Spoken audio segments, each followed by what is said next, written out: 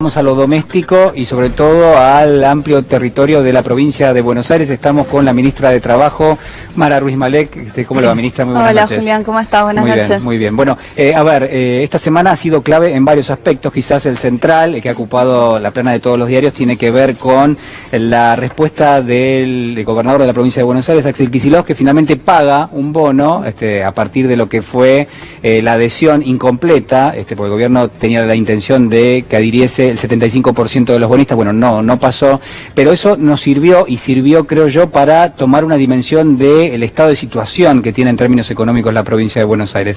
¿Cómo está eso? No, el estado de situación financiero de la provincia es desesperante, o sea, al menos. El monto total de pagos durante el año no es posible de afrontar, digo, eso es una realidad, es imposible. Se esperaba llegar a un acuerdo con el 75 para posponer el pago en el marco de que también la Nación está renegociando su deuda y obviamente la provincia tiene la intención de subirse un poco a esa negociación y seguir los lineamientos que proponga Nación.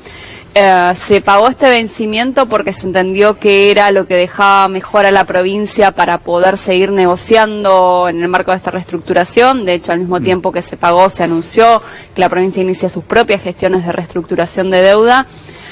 Y se pagó también porque algunas condiciones salieron mejor de lo que se esperaba, se pudieron colocar letras en pesos, cosa que si se entraba en default no se iba a poder volver a hacer, seguramente.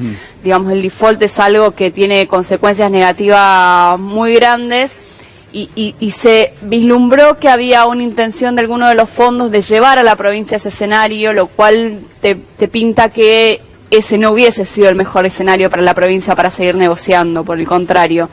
Así que se tomó esta difícil decisión, sí, rascando todos los recursos que se pudo. Hubo muchas críticas para el gobernador, ¿no? En algunos medios, algunos es que hay una idea de que hay una cuestión dicotómica, como bueno, elijo pagar o no elijo pagar, y acá hay una negociación que va cambiando día a día. Algunos decían, apareció la plata y nos habían dicho que no estaba la plata. Obviamente, digo, todo el mundo entiende que la provincia de Buenos Aires tiene recursos, el tema es si los tiene destinados para eso. Exacto, no, y además, bueno, a ver, había un vencimiento previo en pesos y una renovación en pesos que salió bien y se consiguieron recursos de ahí, que no es obvio, me causó gracia el exministro de Economía diciendo algo como que, bueno, pero esos fondos se consiguieron en una renovación en pesos, la misma persona que hace menos de 6 meses no pudo renovar las letras y en pesos, pero con canje compulsivo, digo, un aplazamiento compulsivo, el reperfilamiento. No era obvio que esos fondos iban a estar. Y la provincia en realidad, digamos, este pago es uno de unos cuantos que tiene en el año y a mitad de año tiene vencimientos muy importantes que, digo, es una realidad, no se puede pagar la totalidad de la deuda este año. ¿Cuánto complica esto en las cuestiones que uno imagina que son centrales en una cartera como puede ser el Ministerio de Trabajo o el Ministerio de Economía de la provincia?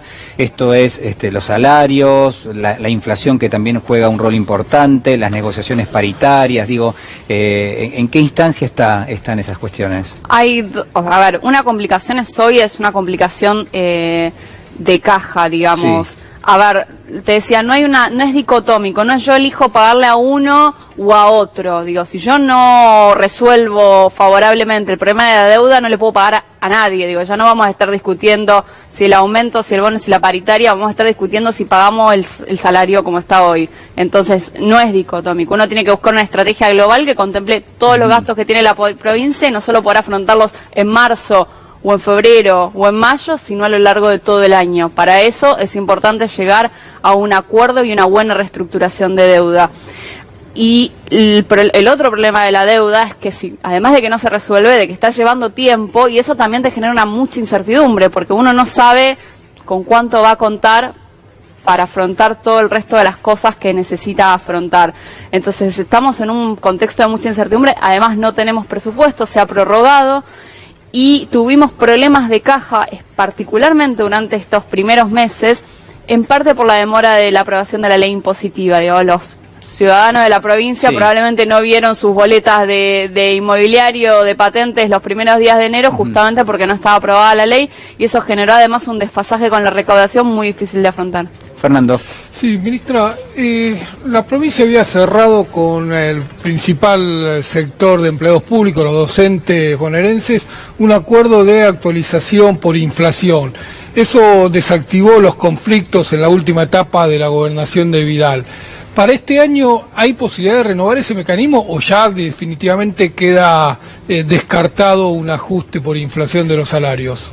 A ver, la intención del gobernador es que este año los salarios no pierdan contra la inflación, tanto los docentes como los estatales. Hay que ver cuál es el mejor mecanismo, porque digo, esta situación en la que estamos ahora de incertidumbre y al abismo que estuvimos al abismo de un posible default, te muestra las limitaciones de lo que se trata de una cláusula automática, que no te deja como salidas para poder dialogar y negociar cuestiones que hacen no solamente al salario, sino también a las condiciones laborales de los y las trabajadoras.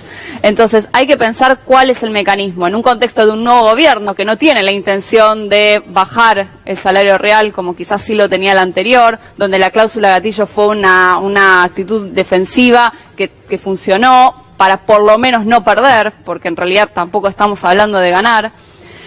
Hay que pensar cuál es el mejor mecanismo en este contexto en el que estamos, donde además hay una intención del gobierno nacional de empezar a bajar la nominalidad de la economía. Entonces necesitamos que los salarios reales crezcan, pero a la vez que todo crezca menos en términos de porcentaje, que le ganemos a los precios, pero que los precios crezcan menos.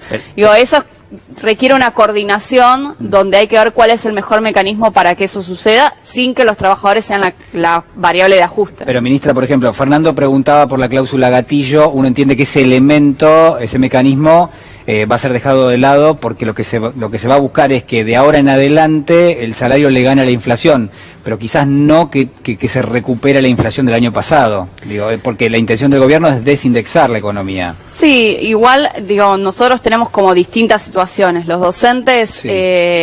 Han logrado empatarle a la inflación y además habían recuperado parte de lo perdido en 2018, con lo cual, digamos, es una situación. Los trabajadores estatales todavía tenemos que cerrar la discusión sobre lo que sucedió en 2019 e iniciar la de 2020. Digo, tenemos que trabajar en distintos escenarios.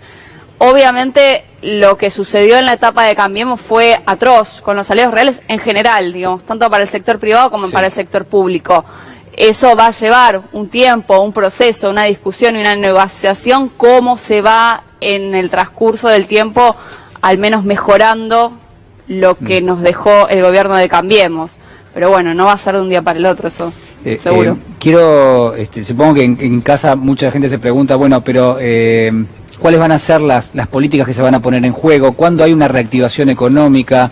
¿Cuándo empieza la obra pública? ¿Cuándo empiezan las distintas industrias que fueron cerrando, las pymes que fueron cerrando en la provincia de Buenos Aires? ¿Cuándo ese proceso puede empezar a revertirse? Mira, en el gobierno de la provincia ya se lanzó un programa para pymes, digo, se está intentando volver a dirigir al Banco Provincia a lo que tiene que generar, o creemos nosotros, que es crédito productivo. Entonces se lanzaron nuevas líneas de crédito para pymes que incluyen también, digamos, la refinanciación para aquellos que estaban en muchos problemas, créditos de capital, para capital trabajo, créditos para exportadores. ARBA está lanzando una moratoria para pymes bastante importante, bastante buena, que creo que no requiere adelantos, que tiene como muchas cuotas. ARBA va a lanzar una moratoria. Sí, se anunció el miércoles y bueno, se está trabajando ahora, se está terminando de trabajar en la reglamentación y en breve se va a conocer el detalle fino. Nosotros en el Ministerio de Trabajo estamos también lanzando un programa de regularización para los que tienen deudas por infracciones con el Ministerio de Trabajo, y el Ministerio de Producción está lanzando un programa que se llama Activa, que la idea es que las pymes se inscriban, llenen sus datos, digamos, cuenten sus problemas y poder empezar a redirigirlos hacia estos programas y también empezar a pensar políticas más específicas y un poquito más de mediano y largo plazo que tengan que ver con innovación tecnológica, procesos productivos, etcétera. Entonces ya estamos en marcha. En infraestructura, bueno, se lanzó el programa Escuelas a la Obra, digamos, para poner las escuelas a punto, pero que también significa, digamos, un impulso a la obra pública y al trabajo. Y bueno, pero después la verdad es que para llegar al impulso final hay que empezar a solucionar el tema de la deuda, que eso nos va a dar un poco más de aire también para poder trabajar más tranquilos, porque si no siempre estás como, no sabes si estás hipotecando lo que vas a tener que pagar mañana.